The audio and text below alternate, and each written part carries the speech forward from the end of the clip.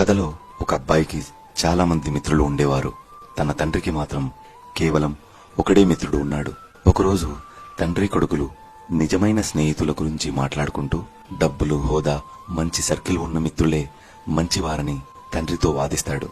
తండ్రి, పద, ఇవాళ నీకు నిజమైన స్నేహాన్ని పరిచయం చేస్తాను అని అర్ధరాత్రి సమయంలో మొదట కొడుకు స్నేహితుడి దగ్గరికి వెళ్లి డోర్ కొట్టగా ఫ్రెండ్ తల్లి బయటికి వచ్చి, నీ పేరు చెప్పే నా కొడుకు ప్రతిసారి బయటికెళ్తున్నాడు, చెడిపోతున్నాడు, వాడికి దూరంగా ఉండు అని చెప్పి వెళ్లిపోతుంది.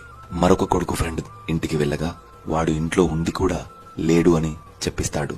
చివరగా తండ్రి తన ఏకైక మిత్రుడైన వాళ్ళ ఇంటికి వెళ్లి అతని పేరుతో గట్టిగా పిలవగా లోపటి నుంచి వస్తున్నాను ఆగురా అని బదులు వస్తుంది. కాసేపటికి తండ్రి మిత్రుడు ఒక చేతిలో డబ్బు, మరో చేతిలో తుపాకీ పట్టుకుని బయటికి వస్తాడు.